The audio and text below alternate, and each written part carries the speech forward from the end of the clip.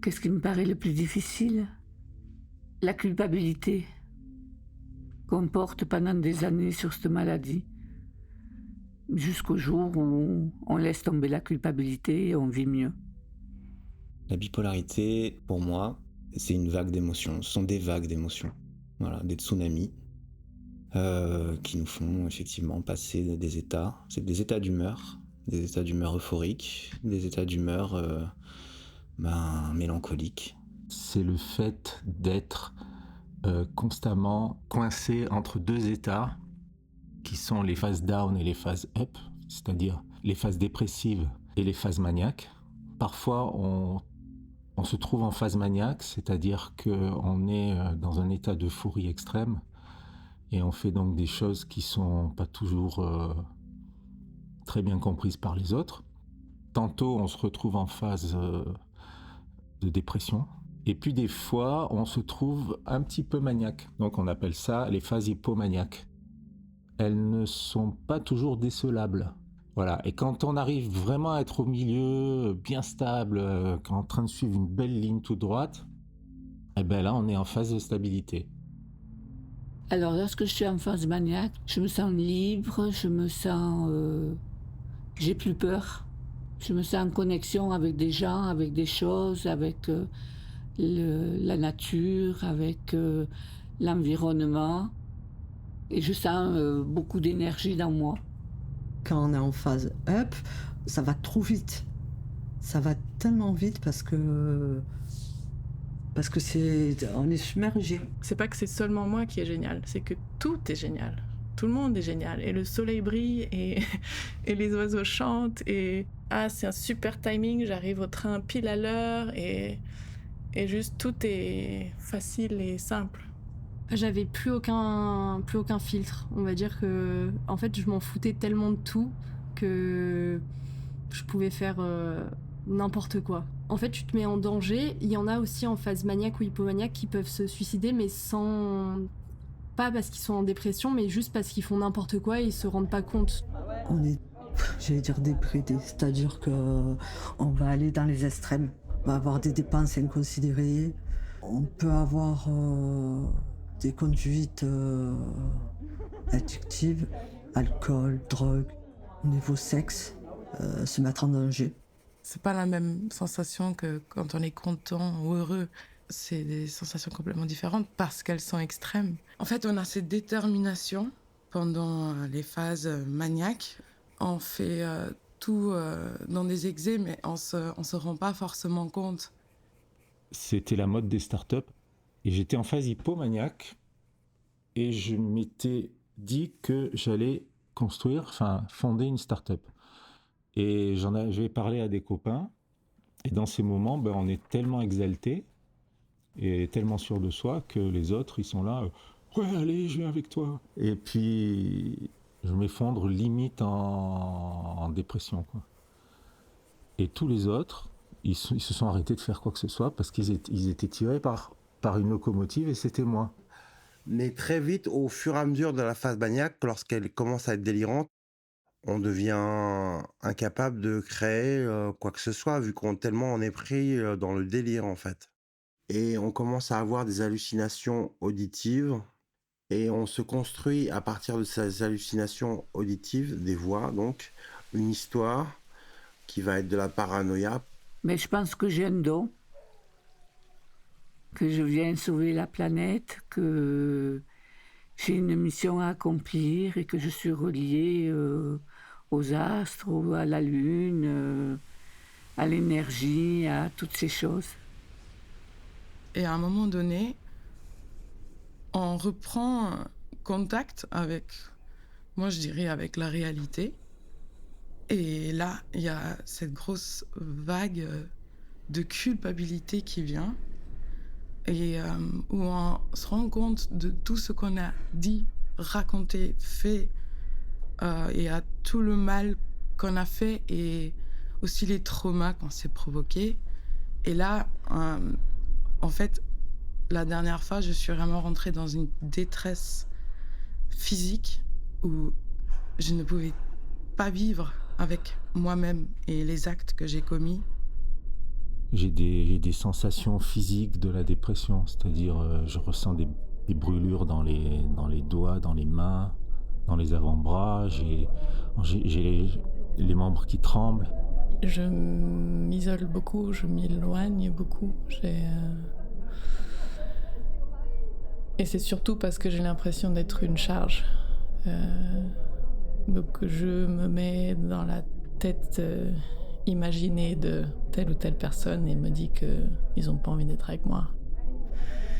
Et puis au final, quand je suis entourée de gens, ça me fait toujours du bien. Et même si c'est manger un bout, par exemple, vu que je mange pas vraiment quand je suis seule. Dans les phases de dépression, ma mère était vraiment éteinte, je crois que c'est le mot. Quand j'ai quitté la maison familiale, elle passait des journées au lit, sans ouvrir les volets. Elle arrêtait de se nourrir. Et quand je passais des journées avec elle, ou juste des repas, elle était capable d'éclater en sanglots sans même savoir pourquoi. Pour ma part, moi, je me replie sur moi. Je ne réponds plus au téléphone. Je ne réponds pas aux SMS.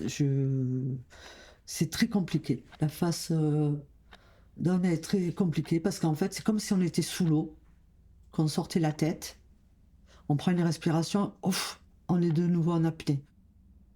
Donc, ma fille, c'est mon joyau. Et de voir qu'elle souffre était déjà difficile. Et de quoi on ne savait pas. Et cette souffrance est très dure en tant que parent. Je pense que des fois, on souhaite que c'est moi qui a la souffrance et pas elle, quoi. On veut pas que son enfant a du mal. Et donc, c'était une grande souffrance et ça a duré beaucoup d'années avant qu'on comprend qu'il y a une maladie.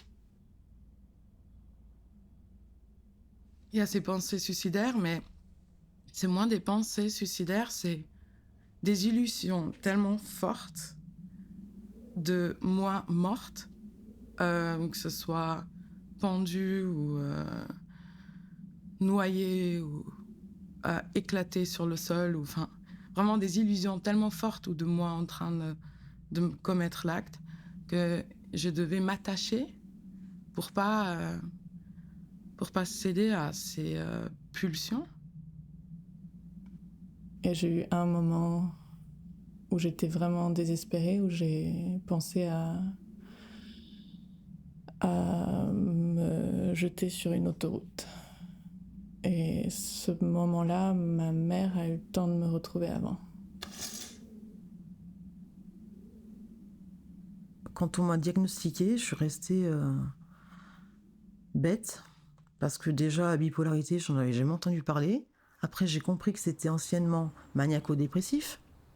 Et là, je me dis, mais maniaque, non, c'est pas de la maniaquerie, c'est quoi? Et en fait, c'est les phases up. Mais les phases down, c'est violent aussi, parce que comme ça oscille, on peut monter très vite et redescendre très, très vite et très fort. C'est important de parler de la bipolarité déjà pour informer le grand public, parce que c'est une maladie qui est vraiment mal connue. Et pour moi, personnellement, parce que ça me permet d'éviter d'occulter ce qui s'est passé, et donc d'une certaine manière de l'accepter. Je pense qu'il n'y a rien de pire qu'un tabou. Un tabou, ça mène au traumatisme, ça mène au refoulement, et ça mène à plein de choses qui sont négatives. Parce que c'est une vraie maladie qui ne se voit pas sur le visage ni sur le corps, et qu'on en souffre beaucoup. Le fait d'être soigné, d'être suivi et d'être diagnostiqué a fait que j'ai pu retrouver ma place ensuite, après ces phases-là de père et pas de mari, hein, parce que je suis jamais revenu le mari que la mère de mes enfants avait épousé. Et voilà, mon rôle d'entrepreneur et ma vie d'homme. Ça a été un soulagement, parce que il y avait une réponse, il y avait une explication.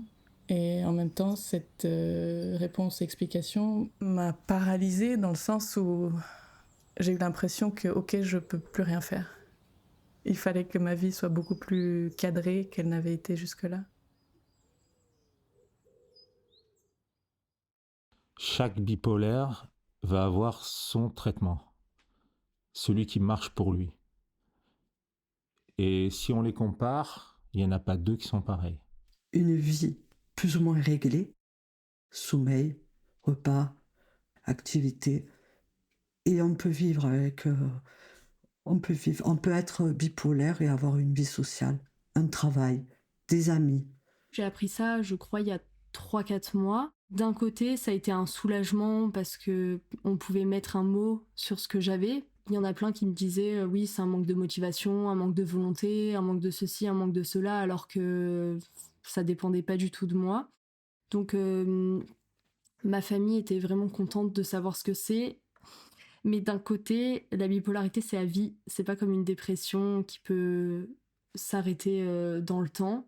Donc c'est très dur à accepter. Alors moi, j'ai intégré l'association de Phare de Pôle. Franchement, ça m'a vraiment aidée parce que je vois vraiment qu'il y a les personnes avec mes mêmes troubles et que justement, on a le même ressenti vis-à-vis de la maladie, même si ça manifeste de manière différente.